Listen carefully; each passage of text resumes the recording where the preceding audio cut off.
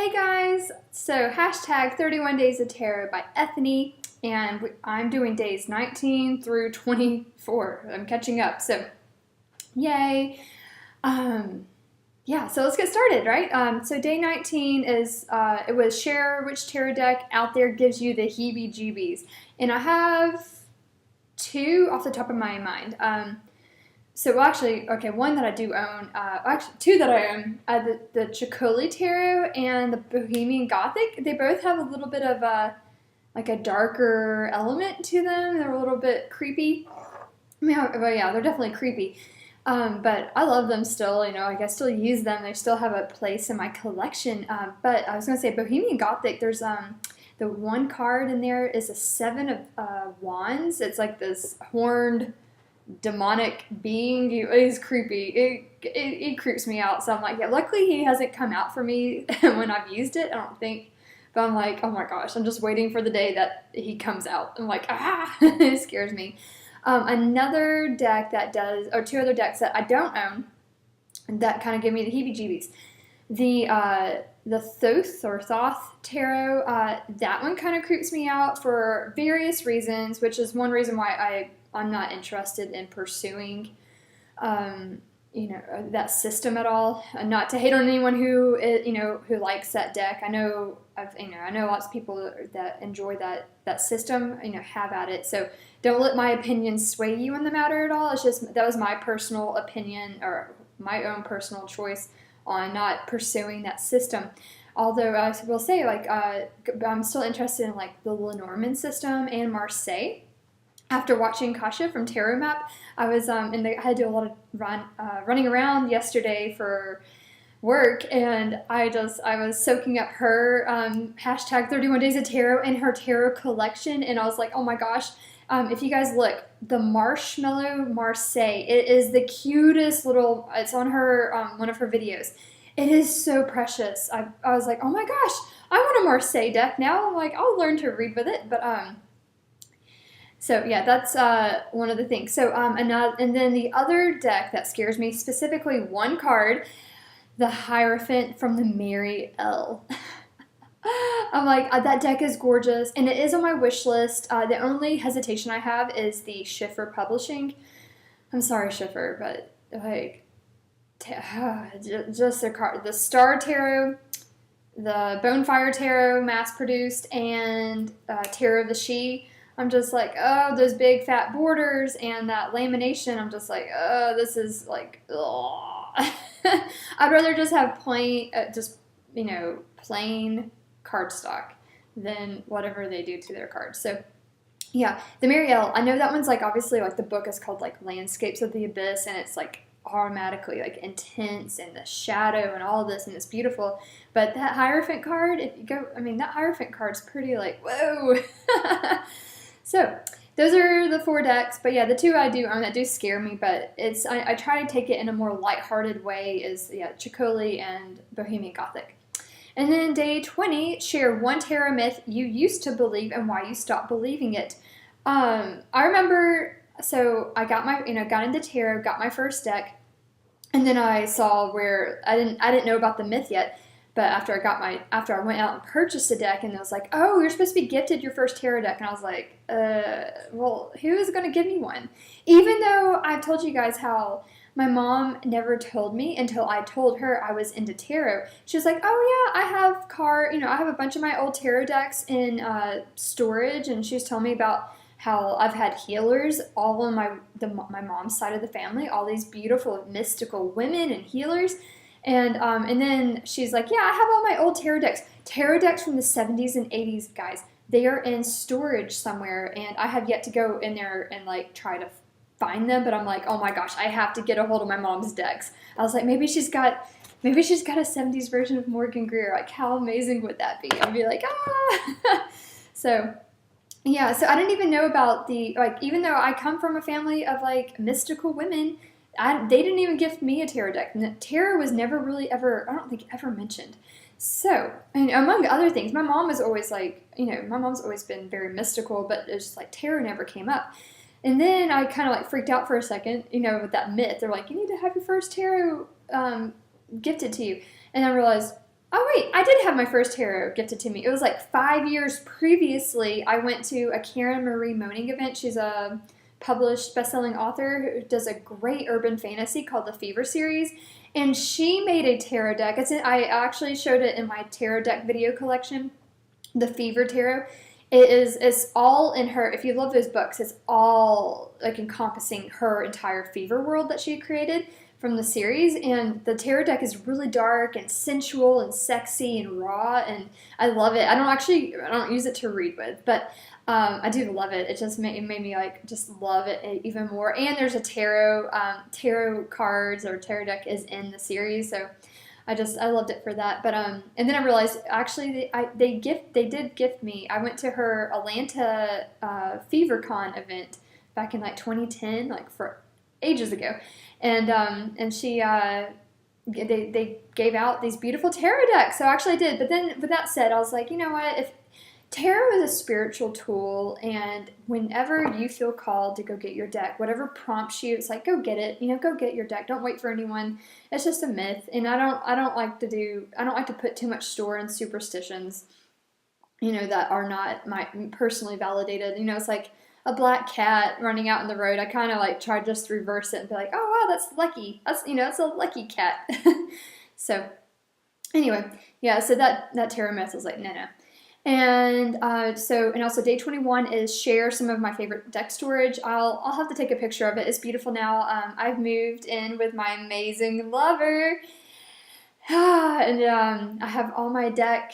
My decks are in a beautiful glass hutch right now. So it's like all proper, and it's really old school. So I really am pleased right now with my deck storage. It's really easy to go get them, even though I have a ton right here on my desk right now. You can't see it, but I'm like covered in tarot decks and oracle.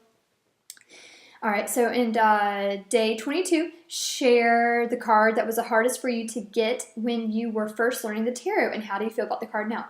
I'm going to share, let me see if I can find it. I'm going to pull out the Morgan Greer one. It is the Devil card that first came to mind, and I'm looking for it. I love this deck, by the way. Speaking of, Kasha from Tarot Map, she has an actual 70s version, and it looks so good. Oh my gosh, I just absolutely adore this deck. Here we go. All right, so the Devil. Let me explain, I'll tell you why, like how this was like a little bit harder for me to get. Obviously, I get the idea of like some of the meanings of it, like drug or alcohol addiction, or substance abuse, being stuck, feeling like in a spiritual sense, really feeling you as an individual, or you being very separate from source and from God and the divine. I got all of that, but I remember like thinking like, oh, this card comes up in a reading, it means like there's some sort of abuse going on, and I took it very literally, and I like realized I'm like, I don't necessarily, like if I was doing a personal reading for myself, it took me a while, like knowing like all the dark elements with this card, like, okay, how does that apply to me? Because I don't have those problems. And I was like, okay, what does it mean for me? And I love Elise from Wild Moon Woman.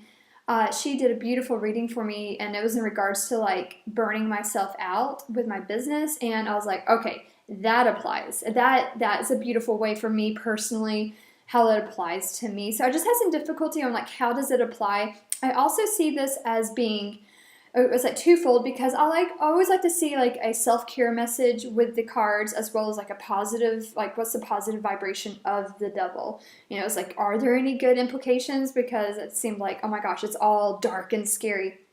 But this is the card of Capricorn, so obviously, like the goat, if you think of mountain goats, how capable they are, Capricorn, they're very obviously earthy and very well grounded and stable, and like if anything, how you could err on that is just being too stuck in matter and forgetting that you are a spiritual being. So I feel like that's like the separateness that can come with this card. But also I love the lighter side of this card is like, if it comes up, it might mean you need to go have some fun, go enjoy the earthy pleasures. And I guess like what's the word, like the phrase like everything in moderation, including moderation. Like sometimes you need to let go and have fun, but also it's like a reminder to, I think of like, I always like see this as Capricorn. So like, mountain goats. Have you seen them, how they climb those mountains? Like, they don't give any F's, right? They give no craps whatsoever, and they thrive on it. And I love that meme of, like, it was like a rose, and it's like, oh, the pH has changed, I'm gonna die.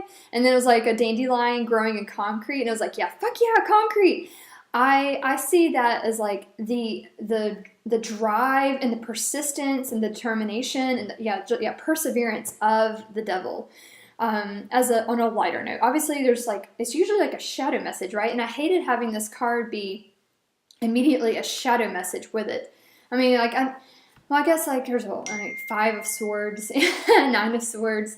There's like immediately shadow, but I also wanted to really grasp, like, okay, what is the gift of the devil card? So now I feel a bit better. It is a very like, there's a lot going on, which I guess you could say all the cards in tarot have a lot. There's many layers. There's a lot of depth. So I just had to move past like it just being like substance abuse and like, okay, well, what else can it mean? What are the subtleties? It's not just always like, for me, like burning out, like not being able to like ground myself and like just running on fumes and not taking care of myself. Like, this would be like a great card for like making sure you are taking care of yourself, making sure you're taking care of your earthly realm, your physical being, your physical surroundings.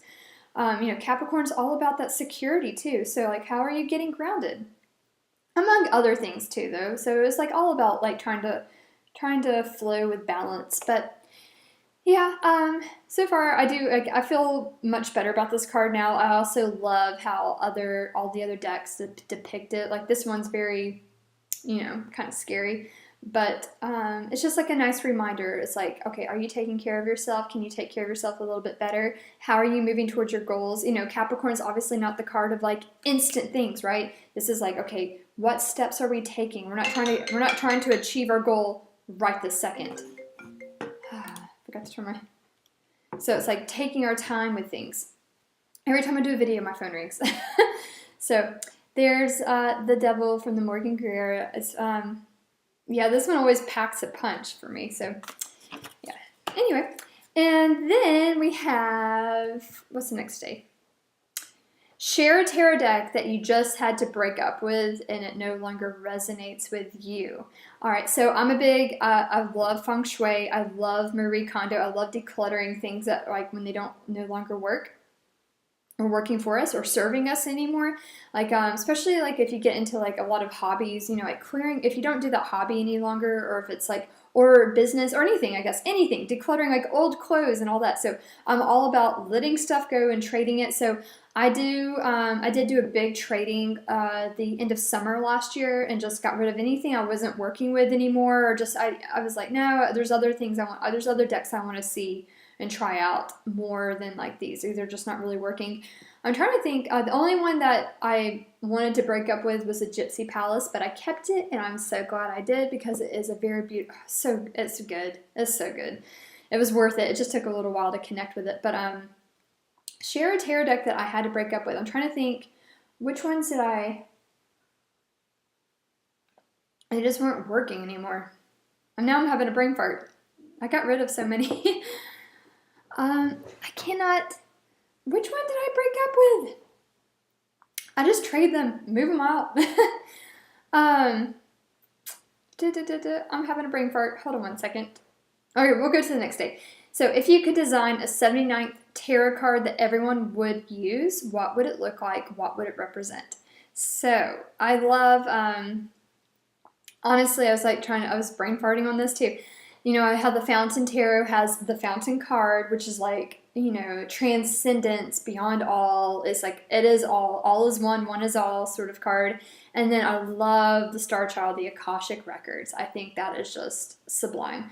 And I really resonate with the Akashic Records in that deck when that does come up, which actually does come up some. The Fountain, in the Fountain Tarot, the Fountain card hardly ever came up for me. But yeah, I think it would be something along the lines of like a mix between those two. It's like transcendence, Akashic Records, like just overcoming. Also I love the idea of like, there's the World card, and in some decks, I think even like in Star Child, it's called the Universe as the World card. Even something like bigger, like once you have graduated on Earth, like what is that next step? What is the universe? Or what is like, I was even thinking of like something around like the Merkaba. So it's like something like us being multi-dimensional beings and we live in multi-dimensions and we can travel to all of these. So something around that. I know it's woo-woo, but I was like, oh, that's something that it pushes the boundaries of what we know here on Earth and our consciousness on Earth and in this body. Like, what is that next step outside of that? So, yeah, I see the Merkaba as the, like the vehicle, it's like the chariot, right? The vehicle that helps us transcend all those boundaries. So something in regards to that, if that makes sense. So, yeah. And I'm trying to think of a deck that I got rid of. I'll have to go back and look. Actually, okay, I know I traded Mother Peace.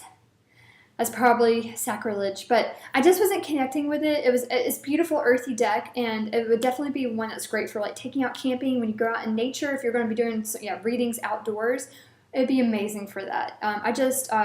I have the Vision Quest Tarot, which I adore for taking outdoors and when I go camping by the fire.